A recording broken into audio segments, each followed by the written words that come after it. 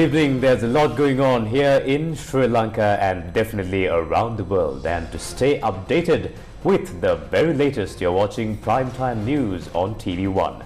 Bringing you the news from the news desk, I am Sandro Satyajit. And I'm Naveksha Gunasekara. We start off by taking a look at your headlines for tonight.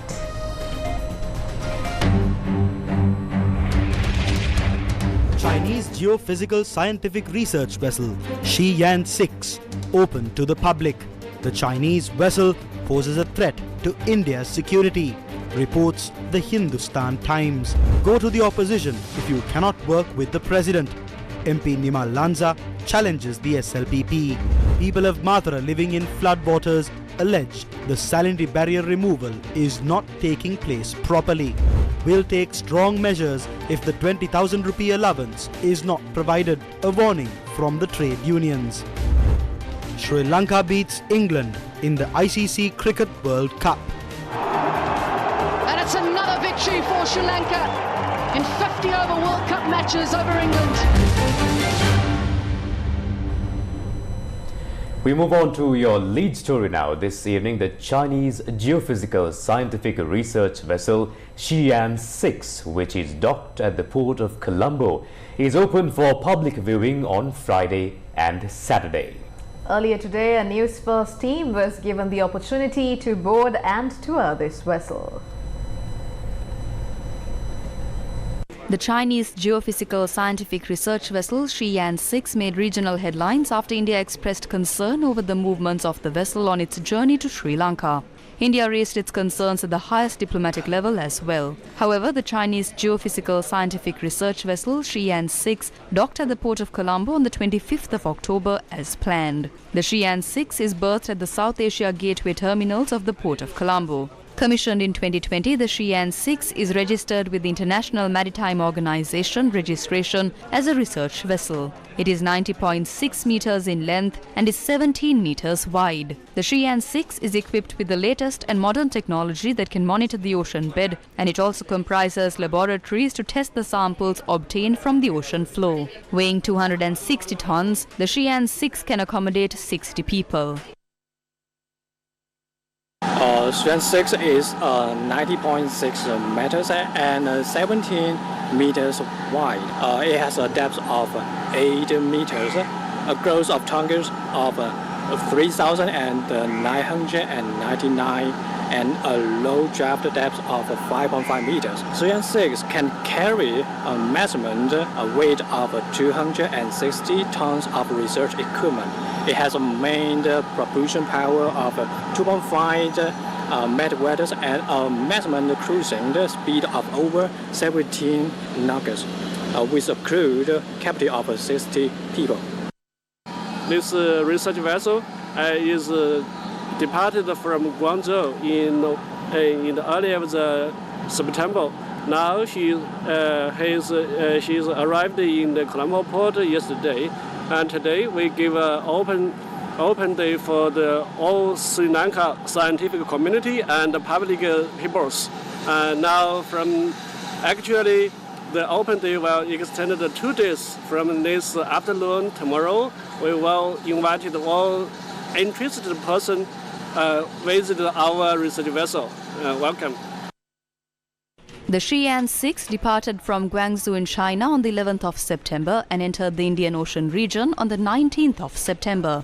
Its voyage included navigating the 90 East Ridge, a mid-ocean ridge on the Indian Ocean floor named for its near-parallel strike along the 90th meridian at the center of the Eastern Hemisphere in the exclusive economic zone of India in the Indian Ocean and other locations as well. Maritime data also revealed that the vessel moved within the Sea of Sri Lanka at times. Earlier it was mentioned that the Shiyan-6 would be allowed to enter Sri Lanka on the 25th of October, and Foreign Minister Ali Sabri in New York said that permission was not granted for the ship.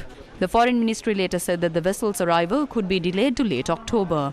However, as planned, the Shiyan-6 reached the port of Colombo, while the Foreign Ministry said that the vessel would only be in Sri Lanka for replenishment purposes. The Shiyan-6 has so far not been given permission to engage in any form of research or survey in the Sea of Sri Lanka. India's Hindustan Times says that China is using this dual-purpose vessel, the Xi'an 6, not only for maritime survey but also seabed survey for future operations of the Chinese Navy in the Indian Ocean. I'm joined by Shishir Gupta, Executive Editor, Hindustan Times. Shishir, what does China have to research so much in the Indian Ocean and especially near the Indian borders? Aditi, China actually for at least the past 1 decade has been exploring the Indian Ocean as part of its strategy to expand its sea legs all over the Indo-Pacific. Now, in this, what it is doing is it is actually doing seabed research to ensure that new sea lanes are created for future expansion of the Chinese Navy and for future events in the Indian Ocean, much to the detriment of India. As far as Xi'an 6 is concerned, India had raised objections on the Xi'an 6 being allowed to dock at Colombo. The ostensible purpose for Xi'an 6 is that it is going to conduct a maritime survey in the Sri Lankan EEZ with the Sri Lankan Maritime Agency NARA. But the fact is that China is using these vessels, which are dual-purpose vessels. They essentially not only do maritime survey, they also do seabed survey for future operations of the Chinese Navy in the Indian Ocean. End quote. The report added that Sri Lanka owes some $7 billion to China and the debt-ridden country has given up its Hambantota port to China as part of the debt-equity swap agreement. It notes that Sri Lanka can hardly afford to say no to China. Else, Beijing will use its economic leverage to ensure that the crisis-hit island nation will go down the drain. The report goes on to say that when Sri Lankan President Ranil Wickremesinghe came to India in July, Prime Minister Narendra Modi clearly told him that Sri Lanka has to take care of India's strategic interests and security concerns. It added that for India it is a matter of serious concerns because China has a string of ports where it is actually expanding its naval footprint in the Indian Ocean. Be it the Riam Naval Base in Cambodia, Kyak Pyu Seaport in Myanmar, Coco Island infrastructure development in the Bay of Bengal, Hambantota in Sri Lanka, Gwadar in Pakistan, Jask in Iran, Port Khalifa in UAE, Djibouti, China is all over the place. The Hindustan Times says that it is concerning because it harms the Indian security interests. In future, China can use these ports for sea and access denial. Last year, Yuanwang 5, a ballistic missile tracker, docked at Hambantota. It is a military surveillance ship and has the capacity to track intercontinental ballistic missiles. The Hindustan Times said that the Yuanwang 5 is essentially monitoring Indian missile test firing, which is happening in Odisha's Balasore. The Navy ship Kwangito the Great of the Republic of Korea arrived in Colombo's port earlier today. Republic of Korea's Kwangito the Great, belonging to the Republic of Korea Navy, arrived at the port of Colombo this morning on a formal visit. This testament of human engineering you see behind me is the Republic of Korea's Kwangito the Great. The ship docked the Colombo harbour and was welcomed with an instrumental performance by the Sri Lankan Navy with the presence of the Ambassador of Republic of Korea to Sri Lanka and the Sri Lankan Navy. The visiting ship was welcomed by the Sri Lankan Navy in accordance with naval traditions.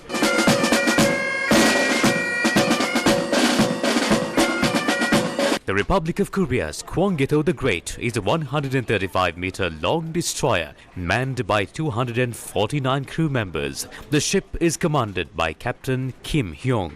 This is Kwangito the Great Navy ship with Cheonghae unit, which actually has an operation in the waters of the Gulf of Oman and Gulf of Aden. It has completed its mission and it is on the way back to Korea. So we are very happy to have this visit to Colombo port that is taking place in 6 years. The Cheonghae unit has been participating in the international mission to secure maritime safety and also counterterrorism in the waters of the Gulf of Oman and Gulf of Aden. And we hope that this is not the only visit, but we hope it will have a more frequent and regular visit to the Colombo port so that it will take the best use of the high quality service of the Colombo port and also take the best use of the strategic location and the genuine hospitality of Sri Lanka. The port call was followed by a reception graced by Myeon Lee, the ambassador of the Republic of Korea, Minister of Ports Nimal Siripala de Silva, State Minister of Foreign Affairs Naraka Balasuriya, Chief of Defence Staff General Shavendra Silva, Commander of the Sri Lanka Navy, Vice Admiral Priyantha Pereira, and dignitaries of foreign missions and other invitees. The port call of the Republic of Korea's Kwanggeto the Great marked an important landmark as it was the first visit of a Korean ship to Colombo port in 6 years. A new office to control smuggling, human trafficking and maritime crimes centered around the maritime areas in the Mana district was declared open on Thursday. The office was built under a grant worth 150 million rupees by the Australian police. The office, constructed with the support of the Australian Police Department, mainly aims to control human smuggling and trafficking centred around the seas of the Mana district. The Crimes Investigation Office was completed with a cost of 150 million rupees. The event to declare open the office was held with Senior Officer of the Australian Federal Police, Colombo Post, Detective Superintendent Robert Wilson as the chief guest of the event. Today's been a great opportunity for Australia Police to show the gratitude to Sri Lankan Police for helping us in the war against transnational crime, in particular people smuggling. Our main aim here is to stop people getting on boats to travel to Australia, as there is zero chance of getting there. Working with the Sri Lankan Police and other agencies within Sri Lanka means that we try to prevent people losing their money to people smugglers through scams and other frauds and cheats, or if they do get on a boat, risking their lives. The boats they get on are not seaworthy and there's little chance of getting to Australia. If they do get a chance of getting near Australia, they'll be turned back and returned to Sri Lanka.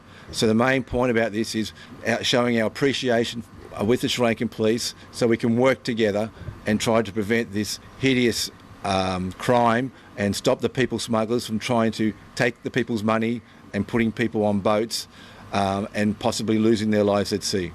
Several officers from the Sri Lanka Police, including the Crime Investigation Division DIG Prasad Ranasinghe, participated in the event. After the event, representatives from the Australian Police Department engaged in a discussion with fishermen in the area regarding various maritime issues, including human trafficking and smuggling, centred around the seas of the Mana district.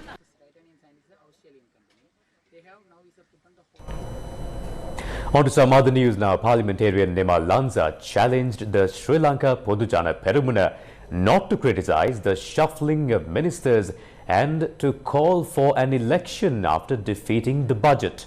He made these remarks in response to MP Namal Rajapaksa's comments on the shuffling of cabinet ministers yesterday.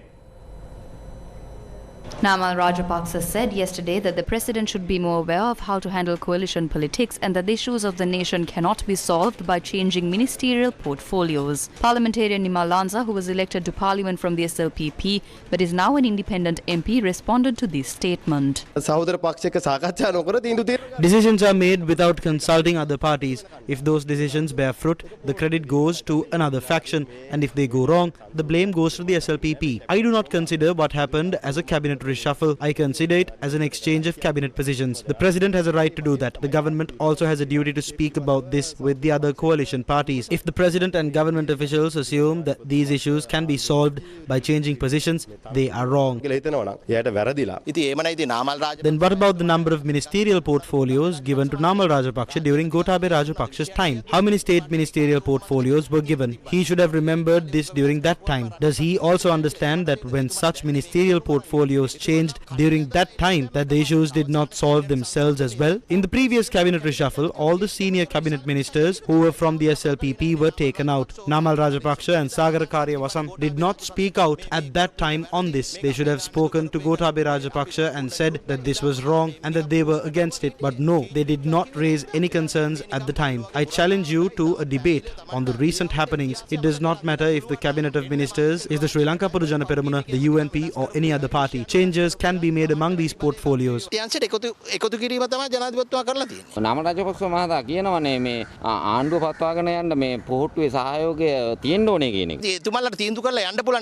and his party can make those decisions. The budget is coming up. Why don't they object the budget and leave? Why not face the next parliamentary election? On that day, they will not have the same spirit as they do now. It is clear that what I have to say is this. If Sagara Karyavasam and Namal Rajapaksa are against the budget, then please object to it, defeat the government and move on to a parliamentary election. We are all ready for it. Take up my challenge and object to the budget. I know for sure that be it Namal Rajapaksa or Sagara Karyavasam are all scared to do this.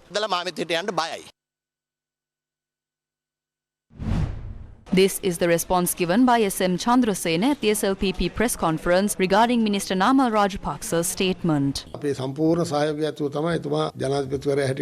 He became the president with our support, so he should have known better to discuss with our party and our ministers and carry forward the support we have given him. When our ministers understand that it does not happen properly anymore, they express various views. So therefore the responsibility of this lies with the president and not us. All I have to say is it is the president who should work on this.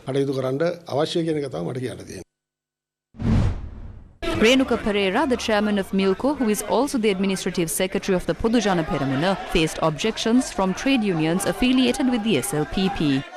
The chairman of Milko and the board of directors were held against their will at the Kolpiti office of Milko last night by the SLPP trade unions and the Joint Trade Union Alliance of Milko, citing salary issues.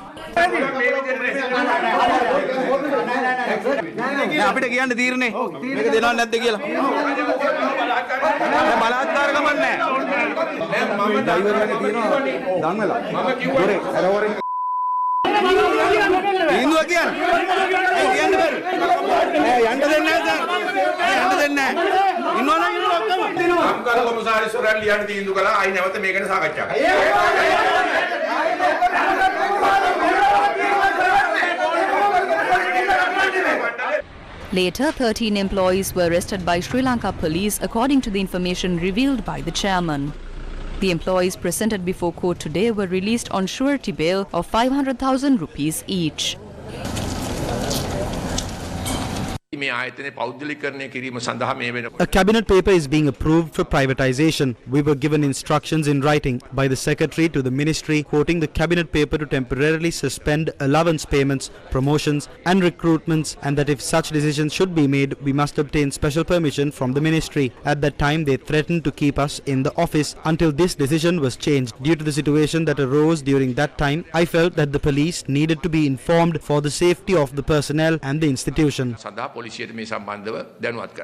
was the response given by the secretary of the Podujana Peramuna Trade Union. We were hoping to have a friendly, amicable conversation with him regarding these issues. We did not think that we would be arrested by the police and taken to court in this manner. It is extremely regretful. Renuka Pereira is also serving as the administrative secretary of the Podujana Peramuna. It is very regretful that a leader like him has brought the trade activists to court and inconvenienced them. A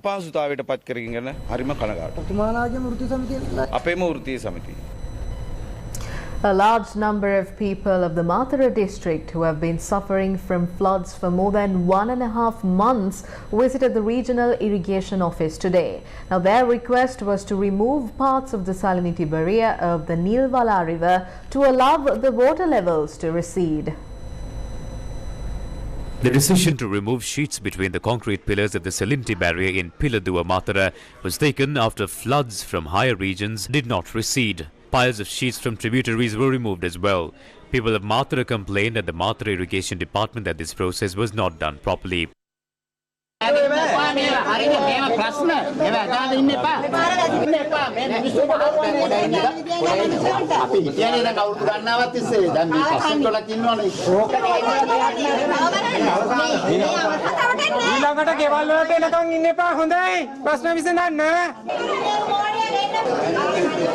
The people showed out of the portion of the salinity barrier. The irrigation department has decided to remove a concrete pillar of 5 feet, allowing only 35 feet of the salinity barrier to be removed in order to let the water be removed from the region.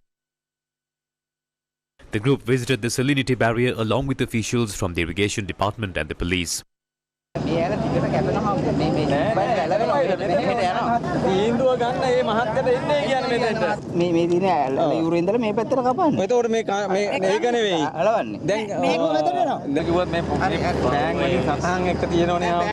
As there was no answer to the problem, the people of Mathura came back to the Irrigation department, waiting for the regional officer to arrive.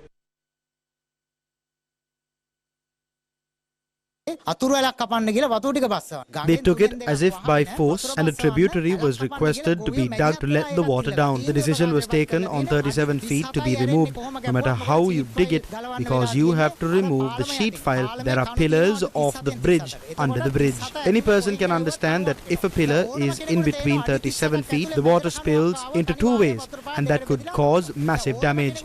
But if it flows from 37 feet at once, there is a huge flow of water that flows down that can be understood by anyone. Today a child can't go to school. Cultivation cannot be done. There is no place that a cow can be tied. Today a dam has been turned into a marsh, and a marsh has been created for more than 20 kilometers, and now it has affected Akurasa. Who is responsible for this damage? The Irrigation department, the Agriculture department and the Water Supply Board. The cost to remove the salinity barrier is 7 million rupees. The initiative started under the observance of the Army, Irrigation Department and Water Supply Board, along with the coordination of the Mathura Divisional Secretariat.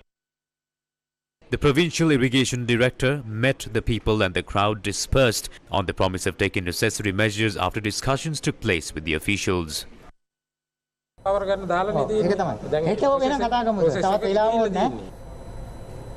Teachers' unions lodged a complaint with the Human Rights Commission regarding the police officers using tear gas and water cannons on them as they were marching to the Ministry of Education to discuss several issues, including their salaries. Teachers, principals and teacher advisors marched to the Ministry of Education to discuss several issues that they face, including the expected salary increments. The police intervened during the march and attempted to disperse it. The teachers who lodged the complaint with the Human Rights Commission pointed out that the actions of the police violated their fundamental rights. We see this as a loss of freedom of expression and speech in the country. The Human Rights Commissioner of the UN has given clear instructions to the government, telling them not to do this. They have conducted these attacks despite these instructions. Through this inquiry, we hope to find out who was behind this attack and who ordered it. We need this information because we know that the government is behind this attack. The police attacked us with their water cannons, batons and tear gas. It was an undemocratic act. The United Nations Human Rights Commission respects the rights of the people of a country as well as the freedom of speech and expression that have been recognized in Article 14(1) of the Constitution of our country. If they continue to treat the people of this country in this manner, we will not be able to take to the streets. Therefore, this is completely illegal and an undemocratic attack. සම්පූර්ණ ප්‍රජාතන්ත්‍ර විරෝධී නීති විරෝධී පහර දීමක් ඒ පිළිබඳව තමයි අපි මානවිකම් කොමිසමට පැමිණිලි කරා. A protest in opposition to the attack made on a group of teachers day before yesterday was held during an event in Ipagamur to which the Ministry of Sports was about to take part in. The group of teachers pointed out that politicians who order attacks on teachers who are protesting to solve their issues must not be invited to any event. The renovation activities of the sports ground of the Ipagamur Central College was about to commence today under the auspices of the Minister of Sports, Roshan Ranasinghe. However, the minister did not attend the event owing to the opposition of teachers. The minister responded to this incident today. The principal insisted that I participate in the event. I accepted the invitation. However, a regretful event took place the day before yesterday. This incident is a result of the orders given by the IGP and not the government. Therefore, I thought it's best if I don't attend the event. So I didn't go. The principal said this was organized in a rush. From one side, I am urged to conclude the construction of the grounds, but when I do visit the ground, I am frowned upon. The principal of the school expressed the following views on social media. The minister did not attend the event. It is the Director General of the Sports Development Department that participated as the chief guest of the event. Jamal Fernando. Afterwards, I saw that the sports minister has visited our school. There was a report of him being jeered by certain teachers, but that did not happen in our school as he did not visit our school. Meanwhile, representatives of the teachers' unions point out that those who engaged in a protest yesterday are facing threats. Politicians in the country are interfering in school matters in all levels, including the entry of students. They organize many events. This event was organized after influencing those officers. They wasted the time of students by organizing these events. From one side, it is the people's funds that are being used. Therefore, from now on, we as the teachers' unions are ready to create a new slogan, banning politicians from entering school premises. As of today, ministers, MPs and henchmen of the government are threatening teachers and principals who are taking part in this. They are influencing them. Therefore, we urge them not to test the patience of teachers and principals. Sri Lanka's Education Ministry has expressed its regret over the attack on the protest launched by school teachers and principals in Palavatta Battaramulla on Tuesday. The Education Ministry said that such an incident taking place at a time when teachers and principals were seeking solutions to their issues was regrettable. A statement added that the incident took place when the Education Minister was overseas for a conference, and it added that the Minister had expressed his apology to the teachers and principals who were severely inconvenienced by it. News First with the people.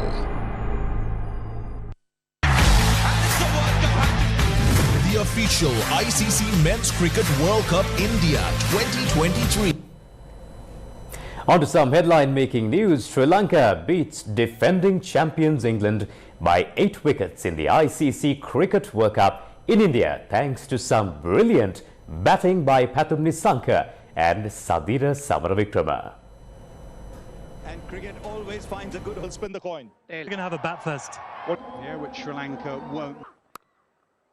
After making a rapid start with a flurry of boundaries to reach 44 for 0 in 6 overs, England suffered a batting collapse as they were shot out for a second consecutive total under 200 at the M. Chinnaswamy Stadium in India. Defending champions England were bowled out for a paltry 156 in only 33.2 overs in their World Cup match against Sri Lanka. Ben Stokes was the top scorer for England with 43, while Johnny Bairstow made 30. For Sri Lanka, Lahiru Kumara was the pick of the bowlers as he returned with figures of 3 for 35, while Angelo Matthews and Kasun Rajitha claimed 2 wickets apiece. Chasing 157 runs to win, Sri Lanka lost Kusal Perera and skipper Kusal Mendis early as they were struggling at 23 for 2. However, Pathum Nissanka and Sadira Samaravikrama picked up the reins to cruise their team to victory with 146 balls remaining. Pathum Nissanka smashed 71 and Sadira Samaravikrama hammered a brilliant 65 to post 160 runs for Sri Lanka for the loss of 2 wickets. Looking to finish it off in style in 50-over World Cup matches over England. They've done it now 5 times in a row, and it's at a pivotal point in this World Cup. The extent of the win, which will have lifted your net run rate considerably. Yeah, I think net run rate going up. I think that's good for my teammate. I think we have done really well in a couple of first overs. Then bowling part done really good job today.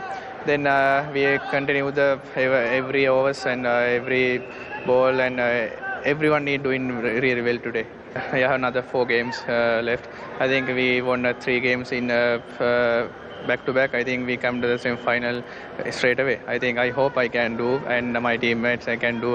With this win against England, Sri Lanka climbed to 5th place on the points table on net run rate, bolstering their chances of securing a spot in the semi-finals of the tournament. Favourable results for the Sri Lankan camp in their upcoming matches and results elsewhere is surely set to increase Sri Lanka's bid for a spot in the top 4. Sri Lanka will take on Afghanistan next on Monday, the 30th of October. Cricket fans can watch and listen to all the action of the World Cup via the MTV MBC networks, the official local broadcast rights holder of the tournament. The matches are also being streamed live on www.sirasatv.lk. The way they handle themselves against the world champions. The official ICC Men's Cricket World Cup India 2023. In more headline-making news, trade unions organised protests demanding an allowance of 20,000 rupees from the budget.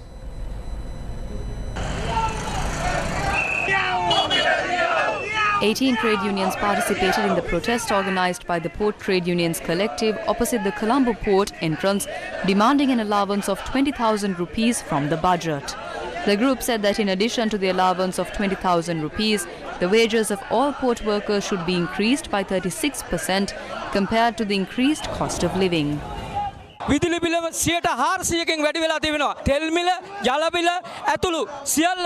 bill has increased by 400%. Cost of petrol and cost of water keeps increasing.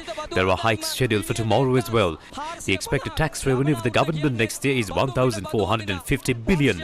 Next year will be a year where taxes will be imposed on taxes. We were called in for a discussion this morning and said they are ready to listen to us.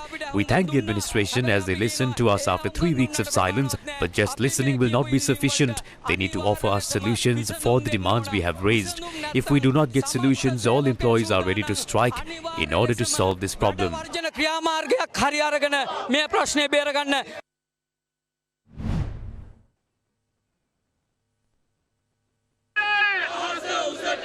The Health Services Trade Unions Collective protested opposite the National Hospital in Colombo, demanding for a 20,000 rupee allowance.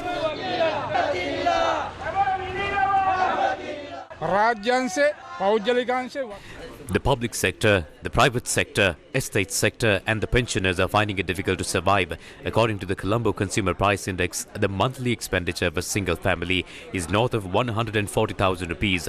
As per the National Consumer Price Index, the monthly expenditure of a family of 4 is 102,000 rupees. That is not enough to survive. One person cannot survive with one job. The situation is such that a family cannot survive even if 2 people are employed.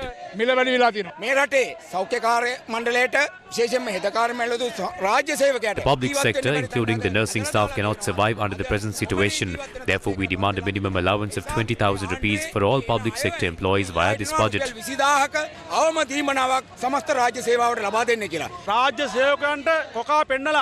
the government is attempting to mislead the public sector, we are not prepared to make any payment for electricity, water and other services. This mega salary is not enough for us. We are not ready to sell our efforts for such an amount.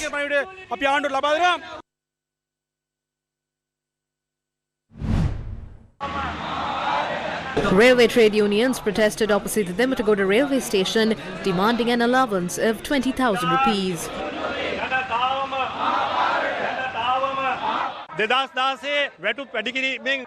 Since 2016, for the past 7 years, there was no salary increment in the public sector. Employees in the public sector have become paupers. All these workers are demanding their right to live. With the rising cost of living, we cannot live a decent life. We cannot afford this cost of living. We wish to tell the Ranil Rajapaksa government about this and that the public sector will take to the streets.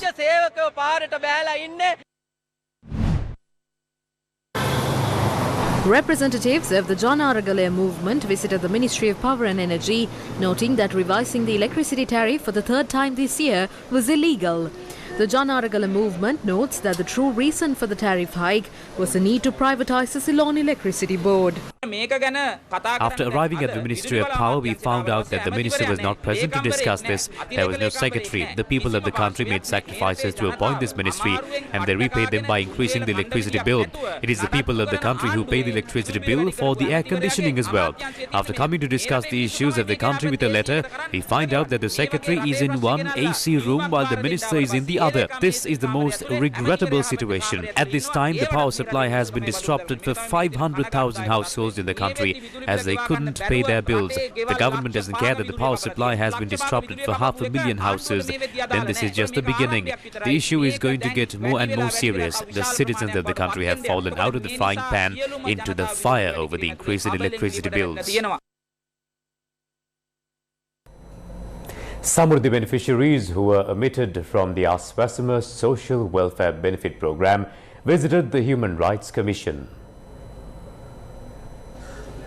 A group of Samurdhi beneficiaries filed a complaint with the Human Rights Commission of Sri Lanka, citing that they were omitted from the ASAS Social Welfare Benefit Program, though they maintain the status of beneficiaries.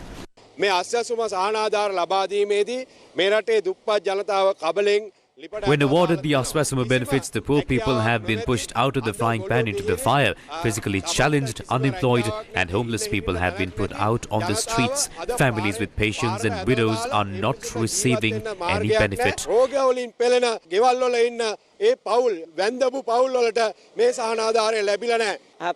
I underwent heart surgery. I cannot work and we are not given the medicine free of charge. The cost of living is high, so how can we survive?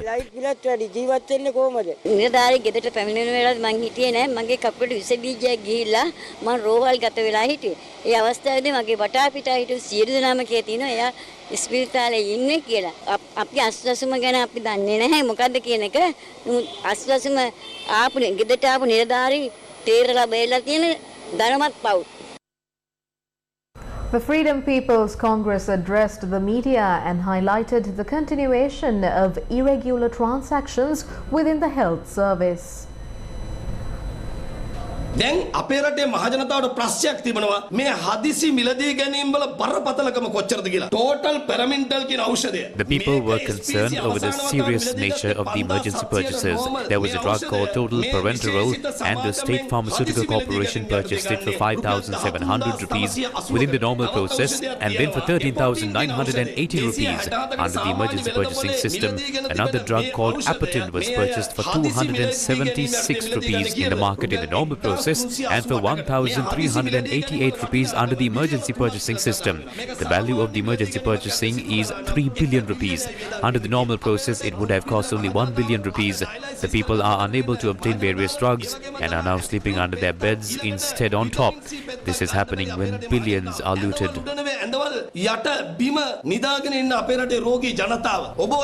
Economics කැල්ල පාද කියන්න. බිලියන ගණන් මූල්‍ය අපරාධ වෙන වෙලාවකදී Field Marshal parliamentarian Sarat Fonseka said that politicians are responsible for the downfall of the country. Now, he expressed these views at an event organized by the Lanka's Foundation for Good Governance. The situation in the country, the country is in the predicament. Country is indebted, unable to pay the loans, then country declared bankrupt, then people, their life has become very volatile. We don't see light at the end of the tunnel. We are groping in the dark at the moment. Country was not destroyed by the economists. The country was destroyed by the politicians. I don't blame the economists for economically destroying the country. We can talk about privatization, but we must ensure that we don't sell the profit-making entrepreneurs. Privatization is something else, but trying to sell them off to repay back our debts is not the correct line of thinking. Then remember, you are in an underdeveloped country. Even if you are rich in this country, even if you are super rich, there may be few gentlemen here super rich, some are rich, Colombo society mostly. Even if you are rich in this country, what do you have? Because this country is underdeveloped. You might have a good house with a parapet wall, big house in Colombo, air conditioned. Then you will have a couple of vehicles, a BMW, Mercedes, V8, all that. Then you will have a big bank account. But with all that, when you get out of your gate, you are stepping into a very underdeveloped poor country. When you are on the road, if you go into a park, there is no proper park for you to go and relax. If you want to go to a cinema, there is no proper cinema for you to go. So people must know, even if you are rich in this country, you are living like a middle class person in a developed country. That is the difference. You are like a frog in the well. So ensure that you do something, you make some sacrifices, even a little bit, to ensure not only you become rich man, also to ensure that this country becomes a developed country. You have to make that sacrifice. Otherwise this country, you will be here with a lot of money in the bank account, but your children will go abroad, they will never come back. That is the reality.